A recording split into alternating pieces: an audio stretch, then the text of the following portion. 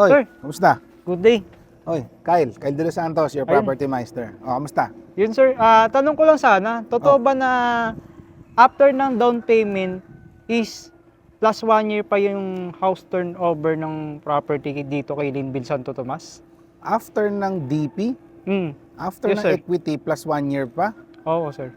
Hindi naman, bakit? Bakit? Ay sir, kasi meron ng mga napapanood, tsaka yung mga clients ko, yun din ang sinasabi sa akin na nababalitaan nila. Tapos, may napanood, may nababalita na kasi may nagtanong din na client ko na kung totoo ba daw na after daw ng equity, saka daw sisimulan yung construction ng bahay. Medyo naging confusing kasi sir sa part na yun eh. Medyo confusing nga siya. Kasi kung after pa ng equity, saka sisimulan ng bahay, anong tawag niyo dito? Ano yan? Okay, sige, explain natin yan. Kasi si Linville kasi guys, meron siyang completion date na tinatawag. May target completion siya.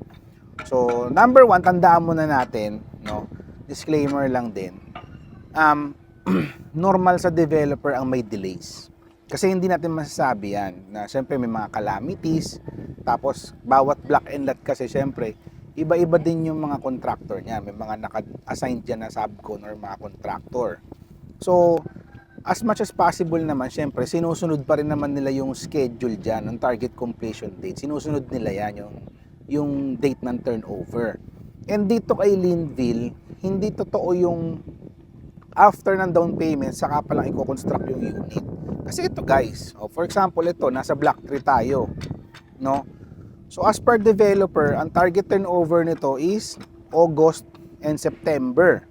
So kung makikita nyo guys, ayan, halos tapos na yung unit, mga 70 to 80% constructed na yan. And then, pag turnover sa inyo ng unit, once na fully constructed na siya, normally inform ka ni developer na for processing na yan sa Pag-ibig. Kaya nagtataka rin din ako dun sa 1 year kasi, for example, 100% complete na yung unit mo. Ang processing sa Pag-ibig kasi guys, 60 to 90 days yan or 2 to 3 months. Yung 2 to 3 months na yon, syempre, depende pa rin yung sa compliance ng buyer. Kung complete docs ka, mabilis ka naman mag-comply ng documents, mas mabilis yung process. Pero normally, kahit sa internet, pwede nyo siyang i-search, ang processing ng Pag-ibig natin is 2 to 3 months lang or 60 to 90 days. So after nun, once na may approval ka na within 2 to 3 months, okay? 2 to 3 weeks, pwede na ma-turn over sa inyo yung unit. Kakaroon lang kayo ng inspection, and then turnover na yung unit. So, eto guys, pakita ko sa inyo. Kagaya nito, ang turnover nito guys is August and September, itong buong block 3. And then ito guys, pakita ko sa inyo, ayan, may mga ginagawa na rin. So, hindi siya after ng down payment bago i-construct ng unit, kasabay siya. And then, ang normally na construction period lagi is 6 to 8 months. Yan, pag magtatayo ng bahay si developer, ang pinaka-safest natin is within 6 to 8 months.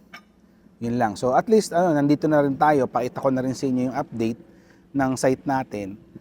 Ayan guys, ang dami ng ginagawa. Dito, transparent naman kasi si Linville. Pinapakita rin nila sa inyo kung paano kinoconstruct yung mga unit dito. Ito yung sinasabi ko na Aluform technology na may bakal nga siya na brace bago siya fill upan ng simento. So yan, kung napansin nyo, pantay-pantay yung pader. Pantay siya. Ayan. And then the same time, quality siya kasi yun nga, yung sa mga previous vlogs ko, kita nyo naman, upon turnover, kung gusto na nilang i-expand or i-extend, pwede na agad.